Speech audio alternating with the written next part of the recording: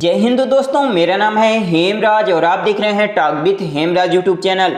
तो दोस्तों, इस वीडियो में हम बात करने वाले हैं डीआरडीओ सेप्टम 10 क्या है इसके बारे में। और डीआरडीओ सेप्टम 10 के अंतर्गत सीनियर टेक्निकल असिस्टेंट और टेक्नीशियन ए की जो पोस्ट निकाली गई है, इनका काम क्या क्या होता है इसके बारे में इस वीडियो में हम डिस्कस करने वाले हैं। जब से इसकी भर्ती आई है 1901 पदों के लिए, तब से आपके कमेंट आ रहे थे दोस्तों कि आखिरकार ये डीआरडीओ सेप्टम 10 क्या है और ये सीनियर टेक्निकल असिस्टेंट की पोस्ट का काम क्या क्या होता है, टेक्नीशियन ए के अंतर्गत आपको क्या क्या काम करना पड़ता है। तो चलिए दोस्तों, इसके बारे में थोड़ा सा डिटेल से जान लेते हैं। आपका पहला प्रश्न था दोस्तों कि डीआरडीओ सेप्टम 10 क्या है। तो इस प्रश्न का उत्तर देने से पहले मैं आपको थोड़ा सा यहाँ डीआरडीओ के बारे में बता देता हूँ। डीआरडीओ भारत सरकार के रक्षा मंत्रालय से संबंधित है और यह हमारी सेनाओं को हथियार और यंत्र उपलब्ध कराती है। बात हुई क्लियर।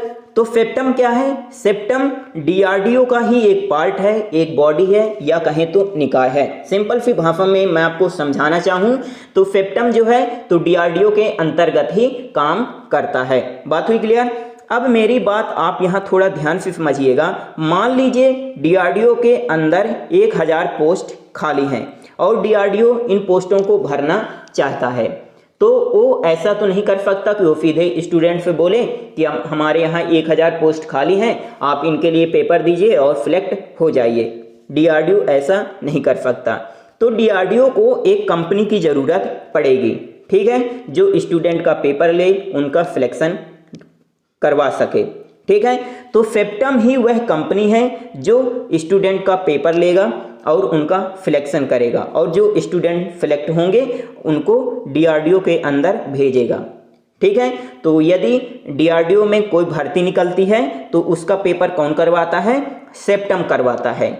सिंपल सी भाषा में मैं आपको समझाना चाहूँ तो सेप्टम एक कंपनी है जो डीआरडीओ के अंदर कोई भी भर्ती निकलती है तो उसका पेपर करवाती है और स्टूडेंट का सिलेक्शन करवाती है। बात हुई क्लियर। और 10 क्या है?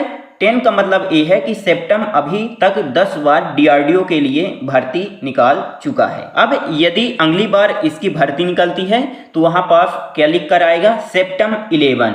2023 में यदि इसकी भर्ती निकलेगी तो वहां पास क्या लिख कर आएगा नोटिफिकेशन में? सेप्टम 11। बात हुई क्लियर। का अगला प्रश्न था कि सीनियर टेक्निकल असिस्टेंट यानी एसटीए बी का काम क्या होता है।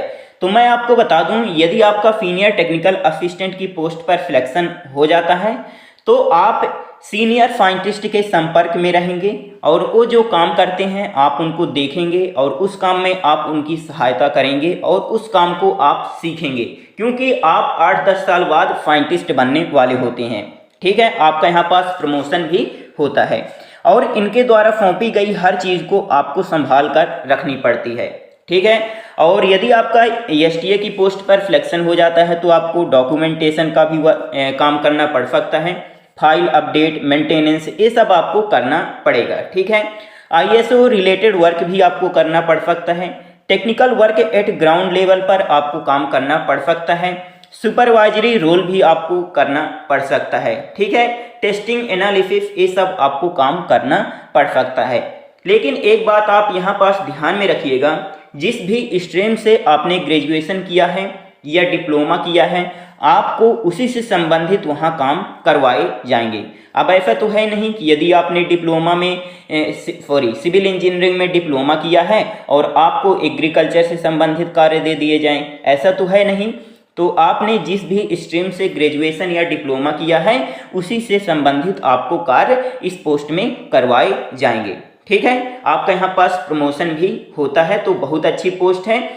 यदि मैं कहूँ कि यह डीआरडीओ की रीढ़ की हड्डी है तो गलत नहीं होगा, ठीक है। तो ये बहुत अच्छी पोस्ट है, बहुत अच्छा काम रहता है, इसमें ज़्यादा हार्ड वर्क नहीं रहता है। इसके बाद तीसरा क्वेश्चन आपका था कि टेक्नीशियन ए क्या क्या काम करता है। तो यहाँ पर आप थोड़ा ध्यान से समझिएगा। आप टेक्नीशियन ए की पोस्ट के लिए तभी आवेदन कर सकते हैं जब आप 10वीं पास हों और साथ में आईटीआई किए हों, तभी आप टेक्नीशियन ए की पोस्ट के लिए आवेदन कर सकते हैं। अब मान लीजिए मैंने आईटीआई जो है तो फिटर ट्रेड से किया है, तो फिटर ट्रेड में क्या क्या काम करना पड़ता है? ड्रिलिंग करना पड़ता है, थ्रेडिंग करना पड़ता है, ट्रेपिंग करना पड़ता है, कटिंग करना पड़ता है ना, बहुत सारे काम करना पड़ता है फीटर ट्रेड के अंदर। अब जब मेरा सिलेक्शन हो जाएगा टेक्नीशियन ए की पोस्ट पर, तो मुझसे फीटर से संबंधित ही कार्य वहाँ करना पड़ेगा, जैसे ड्रिलिंग करना पड़ेगा, थ्रेडिंग करना पड़ेगा, टेपिंग करना पड़ेगा, कटिंग करना पड़ेगा। अब मान लीजिए यदि आपने ITI इलेक्ट्रीशियन ट्रेड से किया है, तो जब आपका वहाँ पास सिलेक्शन हो जाएगा टेक्नीशियन ए की पोस्ट पर, तब आपको वहाँ पास क्या काम करना पड़ेगा?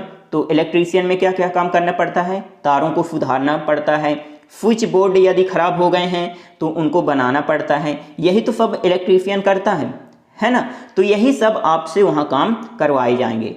तो जिस भी ट्रेड से आपने ITI किया है और यदि आपका सिलेक्शन टेक्नीशियन की पोस्ट पर हो जाता है, तो आपको वही काम करना पड़ेगा जो आपने जिस भी ट्रेड से आपने ITI किया है।